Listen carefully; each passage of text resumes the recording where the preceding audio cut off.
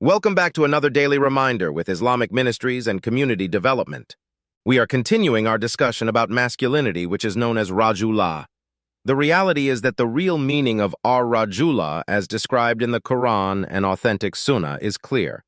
First and foremost, in the majority of places in the Quran where the word thakar, which means male, is mentioned in the Quran, it is referring to mostly things related to the dunyawi affairs and not related to deen. Solely because it is only real men who accept Islam, love it, and practice it in every aspect of their lives. It is only real men who know and understand that there is no better way of life for them than Islam, and abandon all other ways of life. Males are those who still have love for the dunya and not accepted Islam completely as their way of life. As for the word rajul, which means man, we find that it is mentioned in the Quran as those who are known for their practicing Islam daily, in every aspect of their lives, aiding Islam and inviting others to Islam. One of the most heaviest responsibilities that Allah placed upon the shoulders of His creatures is the responsibility of receiving and conveying His revelation to the people. Allah only selected Rijal from amongst the creation to do so. He didn't mention Dukur, males, or Inath, females, as being messengers and prophets. Rather, He only mentioned Rijal, men. As Allah says, "We only sent before you, O prophet, men inspired by us from among the people of each society. Have the deniers not traveled through the land to see what was the end of those destroyed before them? And surely the eternal home of the hereafter is far better for those mindful of Allah. Will you not then understand?" From Allah's wisdom is that men have always been selected as prophets and messengers because of their ability to carry heavy burdens and bear many difficult responsibilities. Men are always the imams and always lead the prayers in congregation. It has never been any other way, nor will it change. Men are those who are responsible for their families. They are the breadwinners. They are the heads of households. They spend upon their wives and families. As for males, then they are those who aren't responsible for their families, nor do they want to take responsibility. They sit at home while their wives are out working. They let their wives pay all the bills. They play video games all day while their wives are out driving Uber or working at Walmart.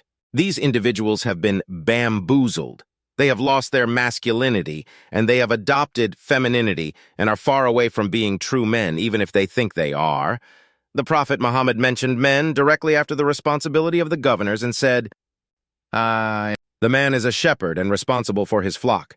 Some of men's responsibilities include spending upon their families, wives and children, from halal wealth and earnings, providing shelter for their families, providing clothing for their families, providing food, medicine, and general maintenance for their wives and children.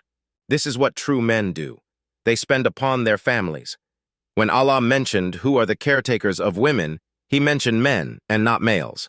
This is because men are not stingy with their wealth and spending upon their families, while males are.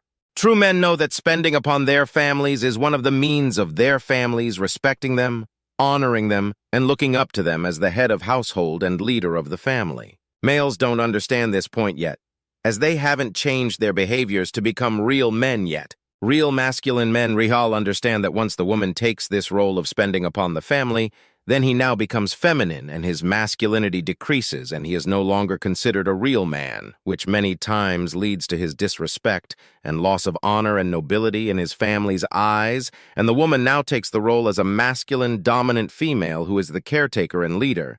And this many times leads to destruction of the families, societies, and communities. Allah tells us, men are the caretakers of women, as men have been provisioned by Allah over women and tasked with supporting them financially. So brothers, young and old, if you want to be real men, then you need to spend upon your families and be generous with them. You need to get out and work, move, drive, walk, seek Allah's halal sustenance within the earth.